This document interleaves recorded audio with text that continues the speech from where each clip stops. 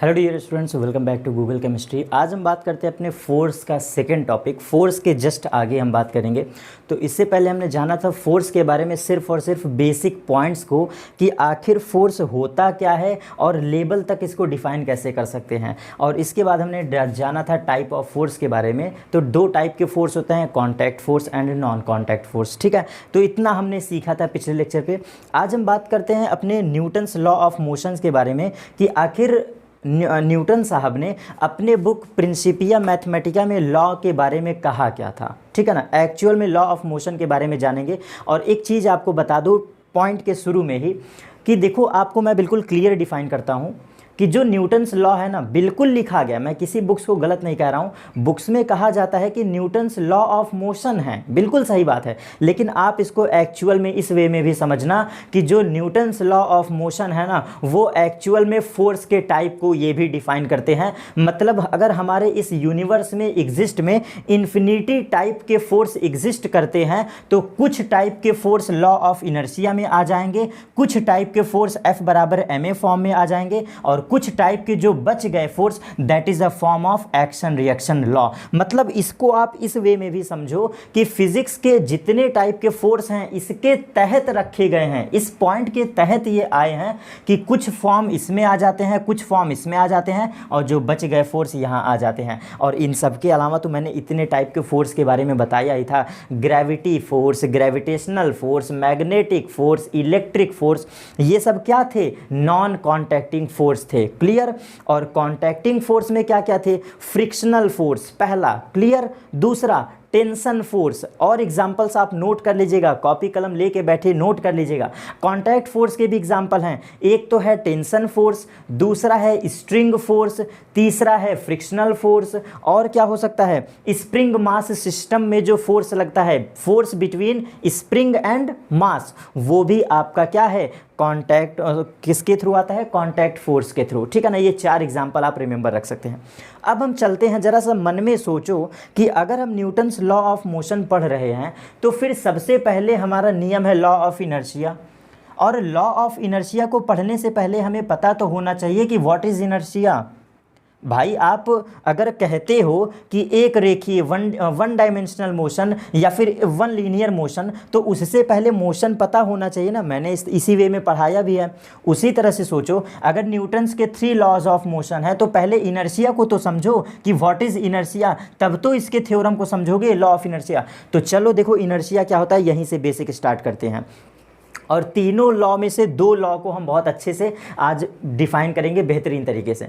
देखो Newton's law of motion में है क्या, कि इनर्शिया का मतलब क्या है, बिल्कुल एक शब्दों में समझो। इनर्शिया का मतलब होता है अपनी अवस्था को कंटिन्यूअसली बनाए रखना। अपने स्टेट को कंटिन्यूअसली बनाए रखने का गुण कहलाता है इनर्शिया। ये इनर्शिया क्या होता है? किसी ऑब्जेक्ट का ये इंटरनल प्रॉपर्टी है या फिर इनहेरेंट प्रॉपर्टी है। कैसी प्रॉपर्टी है? Inherent property. क्लियर। पहले छोटी छोटी बातों को समझना। मतलब यार ऐसे समझो, इनर्शिया का मतलब होता है कि अगर मैं लगातार दौड़ रहा हूँ तो लगातार दौड़ता ही रहूँगा, नहीं रुकूंगा।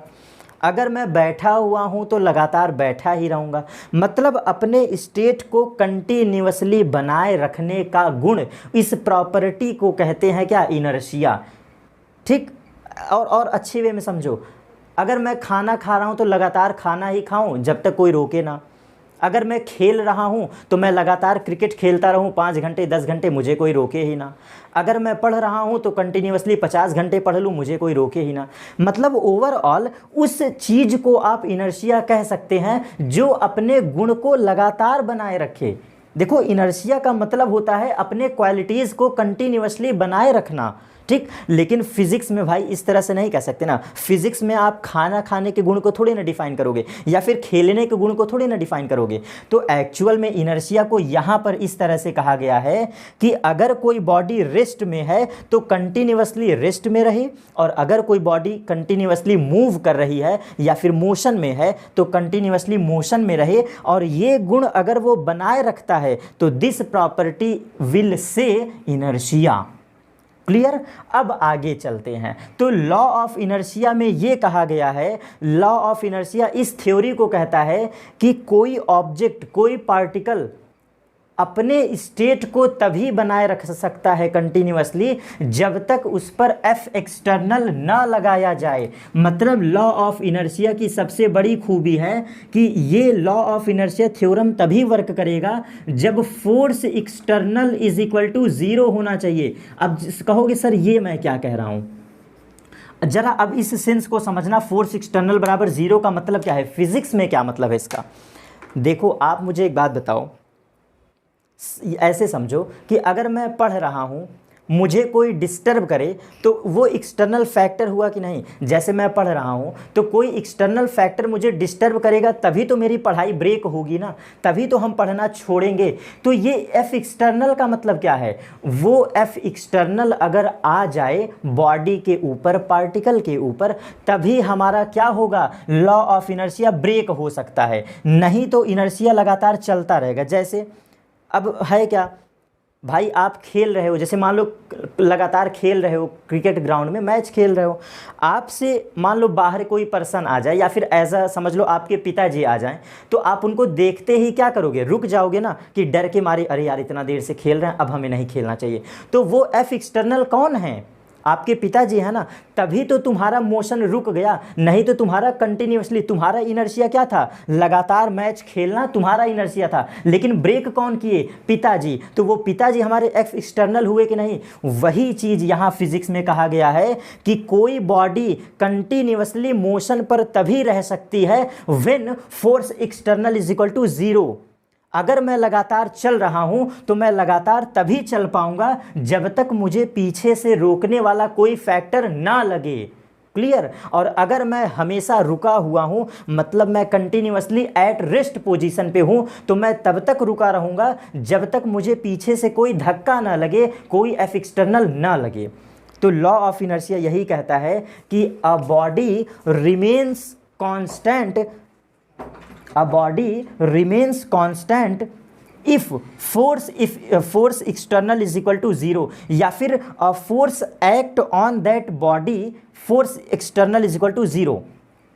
कोई बॉडी अपने स्टेट को तभी कंटिन्यूअसली मेंटेन कर सकती है, कोई बॉडी अपने स्टेट को तभी लगातार बनाए रख सकती है जब उस पर एफ एक्सटर्नल जीरो हो, मतलब उस पर कोई तुम फोर्स ना लगाओ, उस पर कोई फोर्स ना लगाओ। क्लियर। तो लॉ ऑफ इनर्शिया में यही कहा गया है कि कोई बॉडी कंटिन्यूअसली या तो स्टेट पर रहेगी मोशन के, या फिर कंटिन्यूअसली रेस्ट पर रहेगा जब तक कि उस पर एफ एक्सटर्नल ना लगाओ। और जैसे तुम एफ एक्सटर्नल लगा दोगे, बॉडी का चेंज इन स्टेट हो जाएगा, तो फिर वहां पे लॉ ऑफ इनर्शिया प्रॉपर्टी खत्म हो जाएगी, ब्रेक हो जाएगा।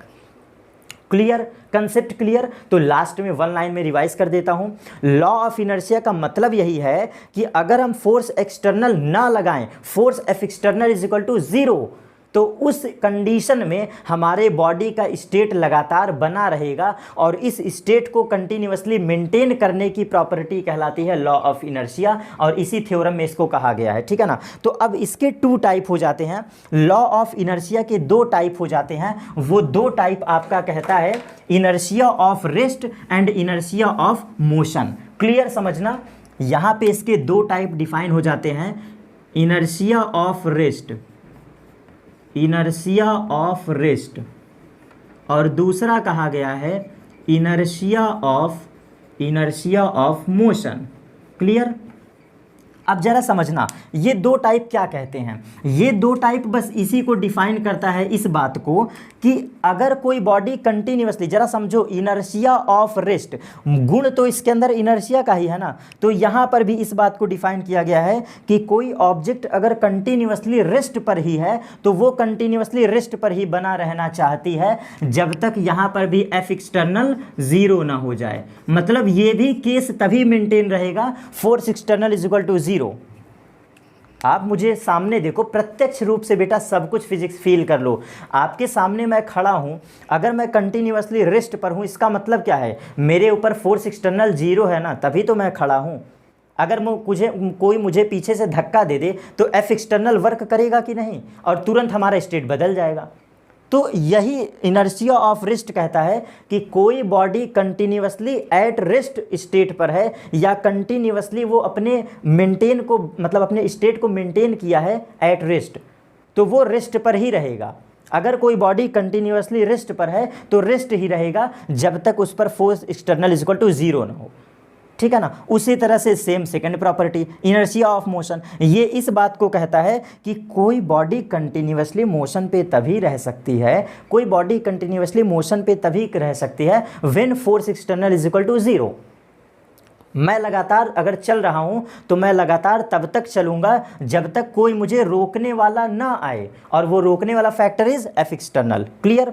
तो ओवरऑल इस शब्द को समझना, इस प्रॉपर्टी को समझना, इनर्शिया ऑफ रेस्ट का मतलब है कंटिन्यूअसली रेस्ट पर रहना, और कंटिन्यूअसली इनर्शिया ऑफ मोशन का मतलब है लगातार मोशन में रहना। इसी के दो टाइप हैं, इसको डिफाइन किया गया। अब यहाँ पे आपको एक ट्रिक समझाऊं, एक ट्रिकी स्टडी समझाता हूँ। आप बहुत वेरियस टाइप के एग्जाम्पल पढ़ते हो लेकिन मन में कन्फ्यूजन होता है कि हम कैसे एग्जाम्पल्स को समझें, इस एग्जाम्पल लॉ ऑफ इनर्शिया के। तो बेटा ये ट्रिक मेरा लेते जाना, बहुत ही मस्त ट्रिक है कि अगर कोई बॉडी, ये ट्रिक है बेटा, दिस इज ट्रिक, थोड़ा इसको इरेज करते हैं और आपको दिखाता हूं, ये ट्रिकी स्टडी है। अब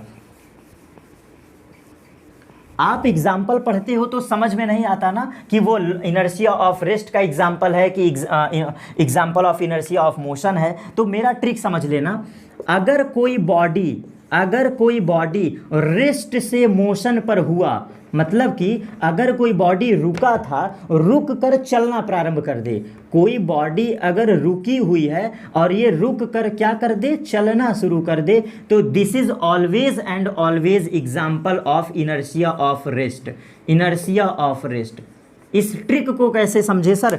बॉडी रुक कर चलना शुरू की ना तो इनर्शिया ऑफ रेस्ट। रेस्ट का मतलब क्या होता है? रुका होना। तो अगर कोई भी बॉडी बेटा, कोई भी ऑब्जेक्ट, कोई भी एग्जाम्पल पढ़ते समय, किसी एग्जाम्पल को पढ़ते समय तुम्हें दिख गया कि बॉडी पहले रुका था फिर चला, तो this is example of inertia of rest. उसी का जस्ट अपोजिट, उल्टा ट्रिक, अपोजिट ट्रिक, अगर कोई बॉडी चल रही थी, मतलब कोई बॉडी चलना शुरू की, ये मोशन पर था, ये ओवरऑल मूव कर रही थी, मोशन पे थी, जो भी बेटा समझ लो, मूव मोशन पे था, और ये चलते हुए अंततः क्या हो गया? रुक गया, मतलब चलते चलते रुक गया। अगर कोई बॉडी गतिमान थी, मोशन पे था और मोशन से रुक गया, तो this is example of inertia of motion. Inertia of motion, this is always an example of inertia of motion. तो ये रिमेंबर रखना। इसका छोटा सा एग्जाम्पल बता दूं, जब कोई बस झटके से चलती है, जब कोई बस चलती है तो पर्सन पीछे गिर जाता है। किसका एग्जाम्पल है? पहले बस रुका हुआ था फिर आगे चला। आप ढेर सारे ऐसे एग्जाम्पल पढ़ो, ये ट्रिक को रिमेंबर रखना, ठीक है ना। अब इसका एग्जाम्पल भी आपको समझा देता हूँ। आप जब गाड़ी पर चढ़ते हो, या ट्रेन हो, बस हो, अगर ट्रेन हो या बस हो, रुक कर चलती है। कैसे? आप बस में बैठो और बस रुक कर चली तो आपको झटका लगता है ना। दिस इज किसका example? This is example of inertia of rest. मतलब कि बस पहले रुकी थी और सडनली चली, तो this is example of this. उसी तरह से इसका अपोजिट, इसी का जस्ट अपोजिट, हम गाड़ी चलाते हैं, हम बाइक चलाते हैं, तो बाइक चलाते समय जब ब्रेक लगाते हो तो पर्सन आगे गिरता है कि नहीं? आप वास्तविकता वाली दुनिया में फील करो, जब आप गाड़ी चलाते हैं, आपके पिताजी, आपके भाई जी जब गाड़ी चलाते हैं तो जब ब्रेक लगाते हैं तो आप आगे की तरफ गिरते हो ना, तो क्या हो क्या रहा है? उस पोजीशन को जरा समझो।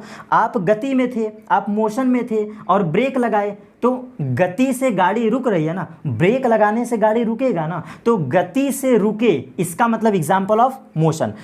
चलते चलते रुकना, ब्रेक लगाने पे गाड़ी रुकती है, तो चलते हुए रुकने का एग्जाम्पल है वो inertia of motion. Clear concept बेटा? ये रिमेंबर रखना, ऑलवेज एंड ऑलवेज याद रखोगे, ठीक है ना।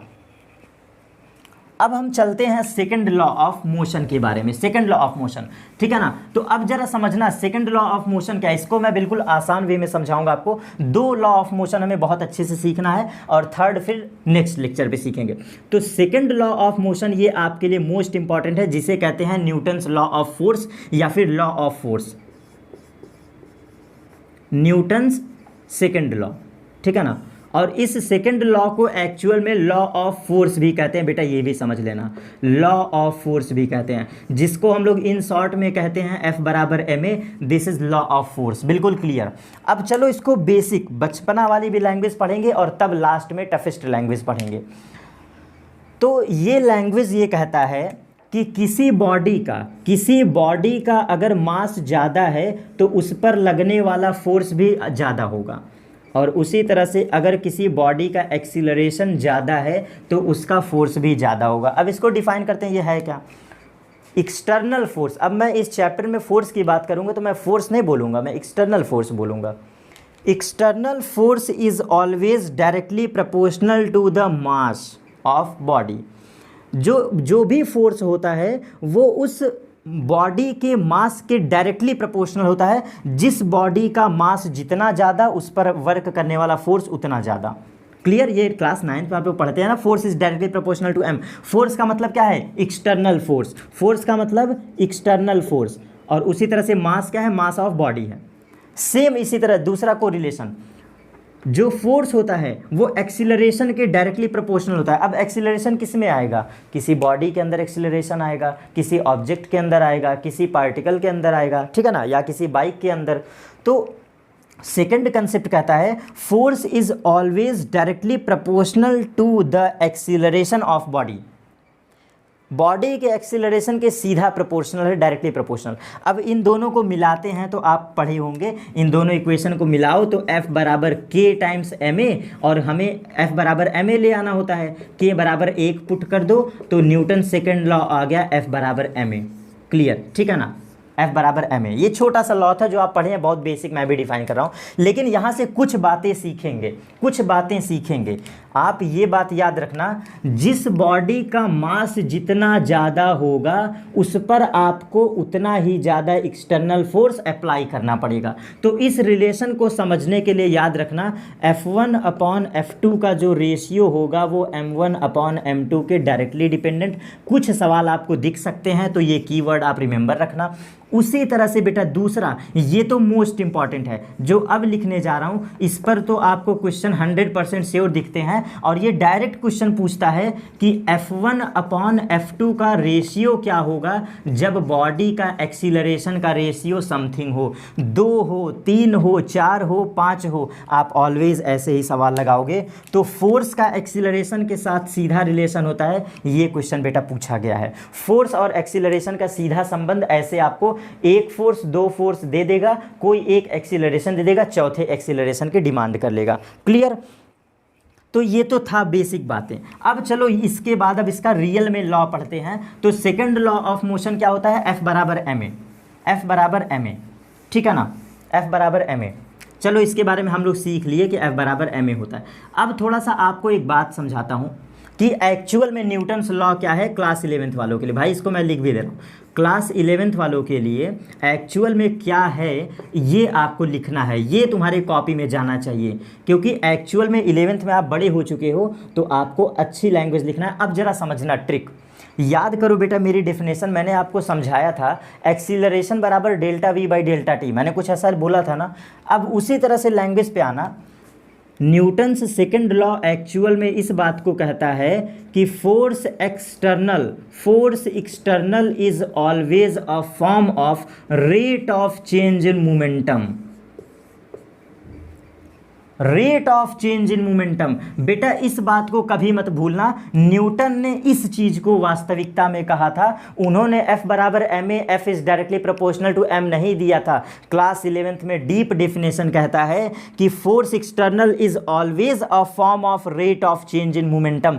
P का मतलब मोमेंटम होता है, rate of change in momentum, और मोमेंटम का मतलब P और रेट का मतलब टाइम से भाग देना। This is clear example. और याद करो इसी से मिलता जुलता एक्सीलरेशन था, rate of change in velocity, तो क्या लिखते थे? Delta V by delta T. उसी तरह से F एक्सटर्नल की परिभाषा होती है rate of change in momentum. तो ये P का मतलब क्या है? Change in momentum. Delta P का मतलब चेंज इन मोमेंटम। मैं सब कुछ आपको बेसिक से रिमेंबर करवा रहा हूं कि ऐसे मैंने पढ़ाया है। और रेट शब्द कभी भी आए तो किससे डिवाइड करना? टाइम से डिवाइड करना। तो ये परिभाषा क्या बन गई? डेफिनेशन क्या बन गया? Force external is always a form of rate of change in momentum. तो न्यूटन्स सेकेंड लॉ आप क्या लिखोगे? A body always consist, a force is in the form of rate of change in momentum. A body always consists of force in the form of rate of change in momentum. Clear? आप कहोगे sir ये कैसे force है, आप इसको proof करिए ना, आप इसको कैसे फोर्स कह दे रहे हैं, तो चलो इसको डिराइव भी कर दे कि ये फोर्स है, ठीक है ना। तो अच्छा ये बताओ, डेल्टा पी बराबर एम वी लिख सकते हैं, डेल्टा पी बराबर एम वी लिख सकते हैं, क्योंकि इतना आपको पता होना चाहिए, लीनियर मोमेंटम बराबर एम वी होता है, डिवाइड बाई डेल्टा टी। किसी एक ऑब्जेक्ट का मास तो नहीं ना बदलेगा, खुद सोचो, डेल्टा क्या बताता है, चेंज को बताता है, तो किसी एक ऑब्जेक्ट के लिए मास तो बदलेगा नहीं, तो ये डेल्टा किसके पास चला जाएगा, वेलोसिटी के पास। तो नीचे देखो m into delta V by delta T लिख सकते हैं इसी फॉर्मूले को, और delta B by delta T is equal to A, तो यहाँ से फॉर्मूला क्या आ गया, एम ए। तो अब तो पता चल गया ना कि f बराबर एम ए यहाँ से भी आता है। तो ये था आपका छोटा सा डेरिवेशन जिससे हम डिराइव कर सकते थे कि ये क्या है, फोर्स है। क्लियर। और इसी चीज़ को आपके बुक में दो तरह से लिखा मिल सकता है, इसको भी एक्सप्लेनेशन देता हूँ। देखो कैसे, आपको यही language F external is equal to D P by D T भी लिख सकता है। मैंने बताया था ना, बड़े भाई का छोटा भाई, this is form, and delta P by delta T, दोनों का मतलब सेम है बेटा, बस इसको ऐसे समझना, ये बड़ा भाई है, ये वो बड़ा भाई है जो बड़े बड़े फॉर्मूले में काम आता है। और अगर आपको बहुत छोटा सा फॉर्मूला निकालना हो तो किसका हेल्प लेंगे, D P by D T. कहोगे सर इसको भी डिराइव करें, तो चलो एक बार देखते हैं। डी को अपने जगह रहने दो, पी बराबर एम वी रखो, एम वी। क्लियर। पी के स्थान पे एम वी रखे, डिवाइड बाई डी टी। ठीक। अब एक बात बताओ, mass is a constant quantity ना, मास तो कांस्टेंट क्वांटिटी है कि नहीं, किसी भी बॉडी का मास तो कांस्टेंट क्वांटिटी है। आप याद करो, डिफरेंशिएशन में मास बाहर चला आएगा। कैसे सर, क्योंकि कांस्टेंट का डिफरेंशिएशन नहीं होता है, वो बाहर चलाता है ऑटोमेटिकली, तो यहाँ से मास बाहर आ जाएगा और डी किसके पास चला जाएगा, D V by D T के पास। अब जरा खुद फिर से याद रखो, D V by D T भी तो एक्सीलरेशन होता है, तो यहाँ से आ गया एफ बराबर एम ए। क्लियर। जिसको ये समझना है वो ये लैंग्वेज समझ ले, जिसको यहाँ से समझना है वो यहाँ से समझ ले। तो P बराबर क्या रखोगे, डेल्टा एम वी रखोगे, डिवाइड बाई डेल्टा टी।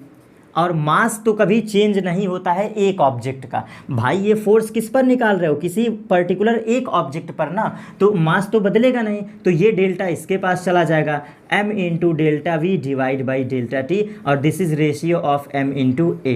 दोनों तरफ से आंसर क्लियर। तो मैं यहाँ पर ये बताना चाह रहा हूँ कि force is always form of rate of change in momentum, ये बात याद रखना। न्यूटन ने वास्तविकता में फोर्स किसे कहा था, वास्तविकता में फोर्स उन्होंने ये कहा था कि किसी भी बॉडी पर एक्सटर्नल फोर्स कंजर्व हो जाता है, प्रिजर्व हो जाता है in the form of rate of change in momentum. मतलब मोमेंटम के फॉर्म में फोर्स कंजर्व हो जाता है। इसका आपको डिफरेंट वे में कंसेप्ट भी एक्सप्लेनेशन दूंगा।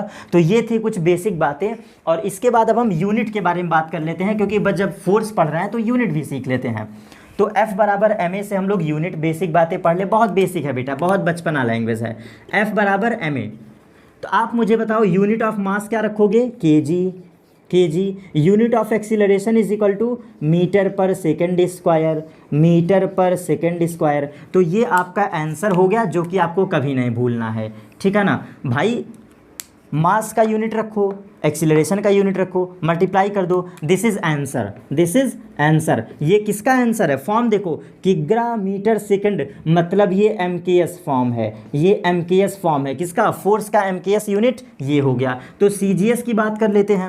तो CGS की जब बात करेंगे तो क्या लिखोगे, ग्राम लिखोगे, ग्राम, मीटर का सेंटीमीटर, डिवाइड बाई सेकंड का second square. Clear. This is CGS form, this is CGS form, बिल्कुल क्लियर। अब जरा मेरी एक बात सुन लेना, आपको पता है वैज्ञानिक बहुत दिमागदार होते हैं, साइंटिस्ट फिजिसिस्ट बहुत होशियार होते हैं। उन्होंने कहा कि यार हम फिजिक्स वाले हैं, इतना आखिर क्यों मेहनत करें, इतने बड़े नाम को कौन बोले, तो उन्होंने इसका छोटा नाम बनाया। कहा कि यार हम लोग थक जाते हैं इतना बोलने में, इसका शॉर्ट नेम, इन्होंने शॉर्ट नेम बना दिया न्यूटन। इन्होंने इसी बड़े नाम को कहा न्यूटन, और पूरी दुनिया ने इस न्यूटन को एब्जॉर्व कर लिया। किस फॉर्म में, SI सिस्टम में। आपसे कहे फोर्स का SI मात्रक क्या है, फोर्स का SI सिस्टम में यूनिट क्या है, तो दिस इज न्यूटन। आपको पता है ये वास्तविकता है बेटा, मतलब ऐसे समझो कि सच में इतना बड़ा यूनिट है, थोड़ा बोलने में मेहनत लगेगा ना, तो कुछ तो छोटा नाम आना चाहिए। तो उन्होंने कहा कि इतने बड़े क्वांटिटी को हम लिख सकते हैं 1 न्यूटन। तो आप रिमेंबर रखना 1 newton is always equal to, 1 newton बराबर होता है 1 बार किग्रा मीटर प्रति सेकंड स्क्वायर के, ये ऑलवेज इक्वल हैं। और इसी न्यूटन को, ये जो बड़ा नाम था इसका छोटा नाम न्यूटन, इसी न्यूटन को कहा जाता है फोर्स का एसआई सिस्टम में यूनिट, एसआई सिस्टम में। तो इसका भी छोटा नाम वो लोग बनाए होंगे, सीजीएस का भी तो छोटा नाम बनाए होंगे ना, तो इसके छोटे नाम को कहते हैं डाइन, DYNE डाइन, ठीक है ना। तो ये लेकिन एसआई सिस्टम में यूनिट नहीं है, क्लियर, ठीक है ना। इसको तो दुनिया ने एब्जॉर्व किया कि भाई इसको हम एसआई में मानेंगे, लेकिन डाइन को नहीं कहा, क्योंकि आप खुद सोचो इंटरनेशनल लेवल पे अगर वो 2-2 डेफिनेशन बना देंगे, 2-2 यूनिट बना देंगे, तो आपस में झगड़ा होगा कि नहीं, कि भाई इसका सही है कि उसका सही है। सीधी सी बात है यार, खुद सोचो, एसआई सिस्टम पे एक ही डेफिनेशन डिफाइन की गई है, आप इतना जानते हो इंटरनेशनल सिस्टम पे डिफाइन एक ही किया गया है, तो ये 2 क्यों एब्जॉर्ब करेंगे, क्यों 2 को लेंगे। तो इसलिए झगड़ा ना हो तो उन्होंने न्यूटन को सिलेक्ट कर दिया, कहा कि भाई न्यूटन जनक है ना, न्यूटन ने ही तो दिया था लॉ ऑफ मोशन, तो ऐसा है हम न्यूटन को ही क्या मान लेते हैं, एसआई सिस्टम में यूनिट, क्लियर। तो ये डाइन और ये दोनों सीजीएस सिस्टम के यूनिट हैं बेटा, ये बात रिमेंबर रखना। इस पर क्वेश्चन पूछा गया है कि न्यूटन तो एसआई सिस्टम में यूनिट है, बट डाइन किसका यूनिट है, तो डाइन जो है वो सीजीएस सिस्टम में फोर्स का यूनिट है, क्लियर।